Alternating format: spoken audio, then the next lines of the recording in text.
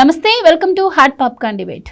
ఆంధ్రుల కళల రాజధాని అమరావతి నిర్మాణం కోసం చంద్రబాబు గారు చేసిన కృషి ఫలించినట్టే కనిపిస్తోంది. రాజధాని నిర్మాణానికి ప్రపంచ బ్యాంకు 15,000 కోట్లు ఇచ్చేందుకు అంగీకారం తెలిపినట్టు ఇది కేంద్రం ద్వారా మరి ఆంధ్రప్రదేశ్కి అందబోతుంది అంటున్నారు.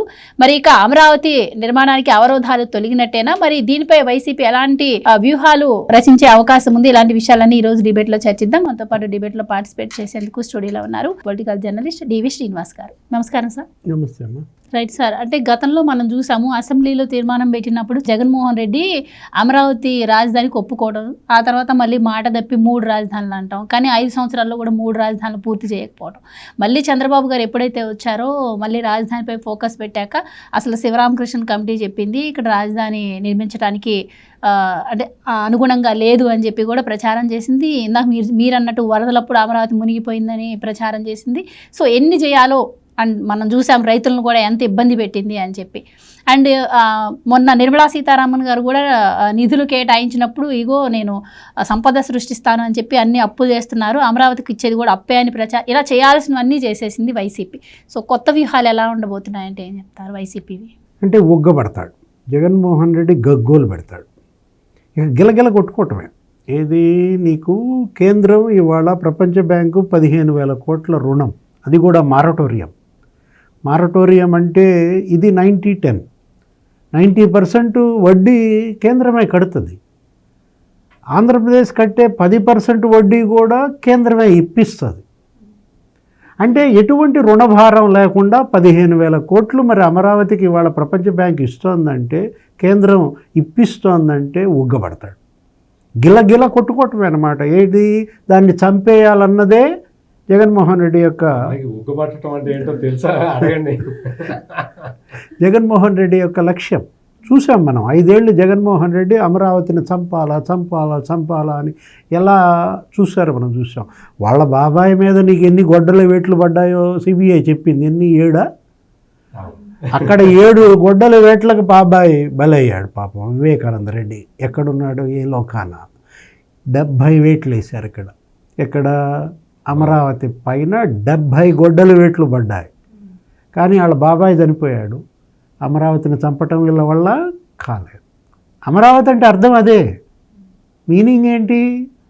మరణం లేనిది. అమరావతి అంటే చావు పుట్టుకలు ఉండవు అన్నమాట. ఇది అజరామరం. అందుకే ఆ పేరు పెట్టారు. అమరావతి అనే పేరు పెట్టిందే ఉద్దేశం అది. జగన్ ఎంత చంపాలన్నా చావలేదంటే కారణం అజరామరం అన్నమాట. ఇవాళ మరి వందలాది వేలాది మహిళలు, రైతులు న్యాయస్థానం నుంచి దేవస్థానానికి మొక్కులు, పాదయాత్రలు, వాళ్ళ కన్నీళ్ళు ఇవాళ జగన్మోహన్ రెడ్డి పతనం అన్నమాట. 2 లక్షల కోట్ల సంపదమ్మది.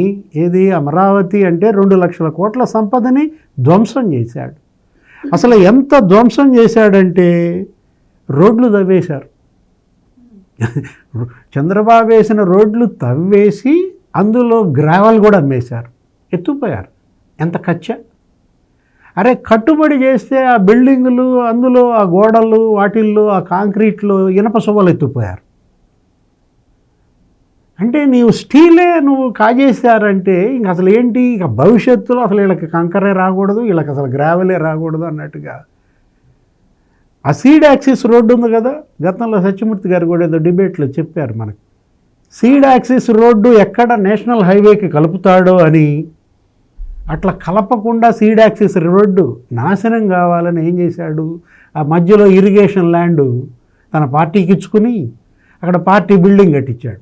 వైఎస్ఆర్ కాంగ్రెస్ పార్టీ బిల్డింగ్ మొదట ధ్వంసం చేసిందే అది. చంద్రబాబు ముఖ్యమంత్రి కాగానే కూటమి ప్రభుత్వం వైఎస్ఆర్ కాంగ్రెస్ పార్టీ బిల్డింగు, అదేంటి అది ఇరిగేషన్ కార్యాలయం స్థలం కబ్జా చేశారు, కూల్చేశారు. ఇవాళ సీడ్ యాక్సిస్ రోడ్డు దేన్ని కలుస్తుంది? నేషనల్ హైవేని కలుస్తుంది. మొత్తం సీడ్ యాక్సిస్ రోడ్డు అంతా నేషనల్ హైవేని కలుస్తుంది. ఇప్పుడు ఇందాక ఏమన్నారు మూర్తి గారు? బెజవాడ మునిగింది బుడమేరు దెబ్బకి, కానీ అమరావతి మునగలేదు. అంటే ముంపు ప్రాంతం అని వీళ్ళు చెప్పింది, అది మునగలేదంటే అక్కడే అర్థమైపోయింది అనమాట. మొత్తం వచ్చిన నీళ్లు వచ్చినట్టుగా వెనక్కిపోయాయి. అసలు ఎంత గందరగోళం చేశాడంటే అక్కడ పర్మనెంట్ సెక్రటేరియట్, ఆ పర్మనెంట్ హైకోర్టు, పర్మనెంట్ అసెంబ్లీ, వాటన్నిటికీ పునాదులు వేస్తే ఆ మొత్తం చెరువులు చేసి పారేశాడు. మొన్న వీళ్ళు వెళ్ళారు, Chennai IIT batch, Hyderabad IITians అంతా కూడా ఏంటి ఎన్డీఆర్ఎఫ్ వాళ్ళకి లాంచీలు స్టీమర్లు పెట్టింది. అక్కడికి వెళ్ళి ఆ కాంక్రీటు, ఆ పునాదులు ఫౌండేషన్ గట్టిగా ఉందా లేదా చెక్ చేయటం కోసం వాళ్ళు వెళ్ళి చూశారు, తీశారు శాంపుల్స్, టెస్టింగ్ చేస్తే ఇంకో 100 ఏళ్లకు సరిపోయే పునాదులండే, బాగా బలిష్టంగా ఉన్నాయి అని చెప్పి వాళ్ళు ఇచ్చిన అది అసలు గిన్నెస్ బుక్ రికార్డు. అప్పుడు పోలవరంది ఒక రికార్డు ఎట్లాగో 24 గంటల్లో 35,000 క్యూబిక్ మీటర్ల కాంక్రీట్, అట్లా ఇది 38,000 క్యూబిక్ మీటర్ల కాంక్రీట్ వేశారు 24 గంటల్లో ఈ రాఫ్ట్ ఫౌండేషన్. అప్పుడు ఇవాళ నీకేమైనా ఉందా భూమి అక్కడ? లేదండి. అంటే అది కామధేను. ఈ 3.5 నెలల్లో 110 రోజుల్లో నీకు 10 రెట్లు పెరిగిపోయిందంట. అమరావతి ల్యాండ్ కాస్టు విపరీతంగా పెరిగిందంట. చంద్రబాబు ముఖ్యమంత్రి కాగానే కూటమి గెలుస్తోంది అనగానే భూముల ధరలకు రెక్కలు వచ్చాయి. ఇవాళ అక్కడ కామధేనువుగా మారిన పరిస్థితుల్లో ఇది 2 లక్షల కోట్ల సంపద కాదు, 4 లక్షల కోట్ల సంపదగా మారుతుంది.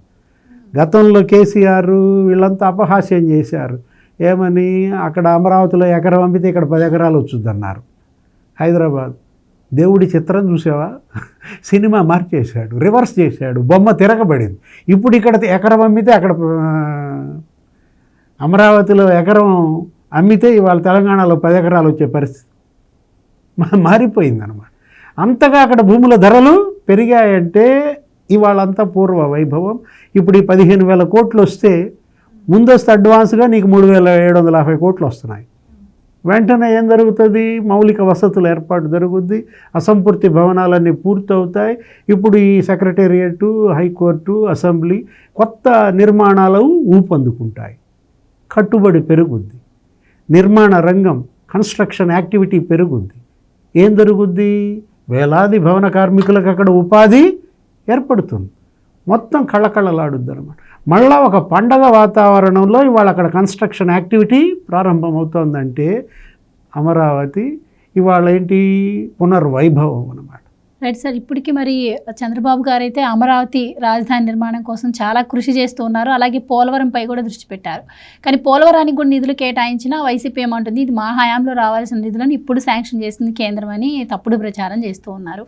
సో అందరూ అంటున్నట్టు ఇప్పుడు అమరావతిలో రాజధాని కడితే అభివృద్ధి ఆ దగ్గర ప్రాంతాలకైనా రాష్ట్రమంతా జరిగే అవకాశం ఉండదా?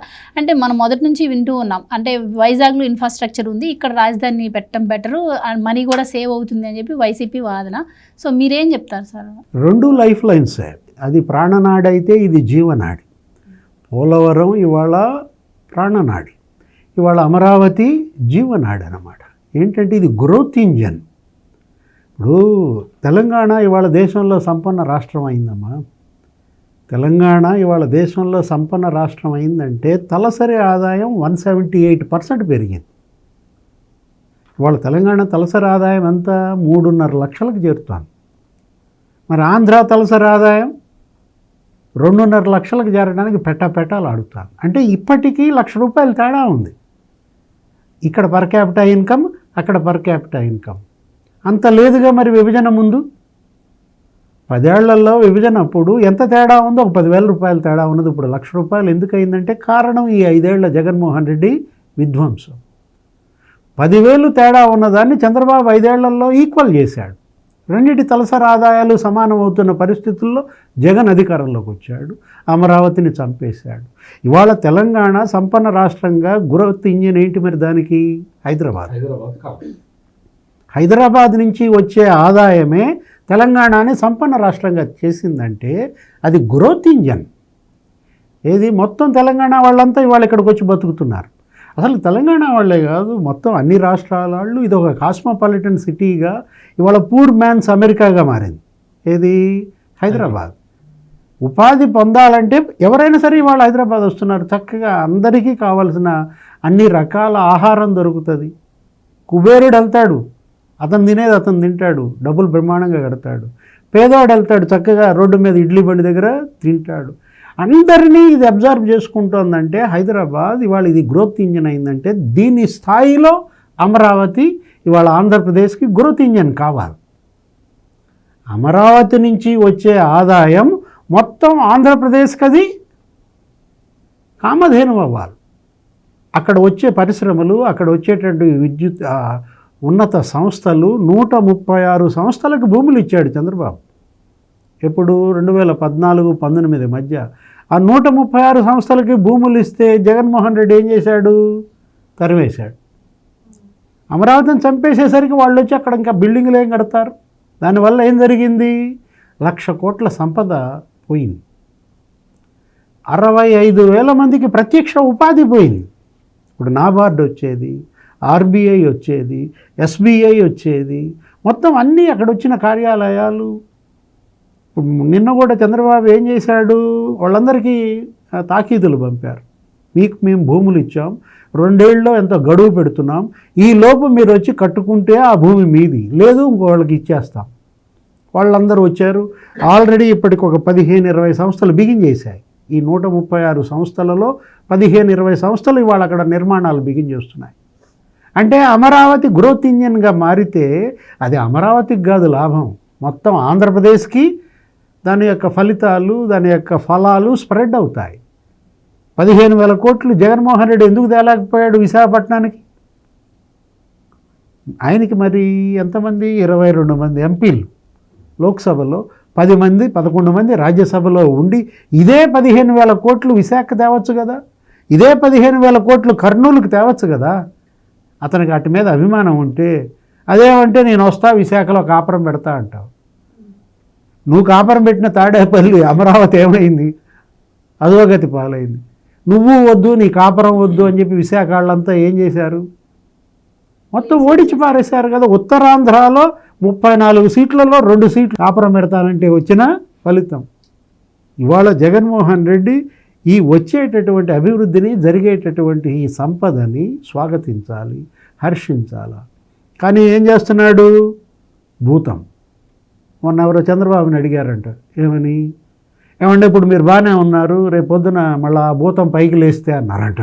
ఆయన ఒక్కసారి పజిల్ అయిపోయాడు. ఇదేంటి వీళ్ళకి ఇంత ఈ డౌట్ వచ్చింది అని చెప్పి.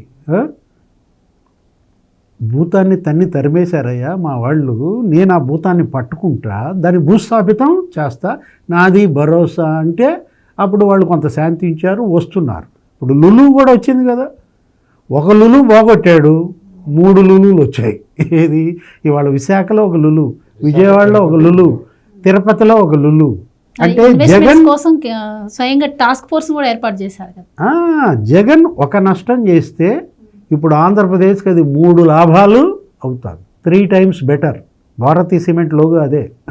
ఆ సిమెంట్ ఫ్యాక్టరీ ఏం 3 టైమ్స్ బెటర్ మనకు దేవుడికి. కానీ ఇవాళ జగన్ చేసిన నష్టం ఆంధ్రప్రదేశ్కి 3 టైమ్స్ బెటర్గా రేపు చంద్రబాబు ఈ 5 ఏళ్లలో ఈ రాష్ట్రాన్ని నడపాలా చూద్దాం. ఎందుకంటే నాయకుడిగా విఫలమయ్యాడు, పాలకుడిగా విఫలమయ్యాడు. కనీసం వ్యాపారిగానే సక్సెస్ అవరా నాయన అంటున్నాడు. మన సత్యమూర్తి గారి సలహా ఏంటంటే, సరే ఇక ఈ సర్దేసుకో, నీకు కలిసి రాలేదు, రాజకీయం మూసేసే, నీ పార్టీ ఎటు మూతపడుతోంది, వలసలు పెరిగిపోయాయి, కనీసం వ్యాపారం అన్నా నిలబెట్టు, పిల్లలకు కలిసి వచ్చుద్ది, ఆ భారతీ సిమెంట్ అన్నా అమ్ముకోండి, రోడ్లు బిల్డింగులు కొంచెం ముఖ్యమంత్రి గారికి కూడా ఏదన్నా రిక్వెస్ట్ పెట్టుకోండి, అన్ని సిమెంట్ ఫ్యాక్టరీలతో పాటు మా సిమెంట్ కూడా కొనండి, కానీ మా మీద ఏమి కచ్చ పెట్టుకోండి. ఆయన అసలు కచ్చ పెట్టేవాడు కాదు. కచ్చ పెట్టేవాడైతే ఈ పాటికి లోపలేసేవాడు.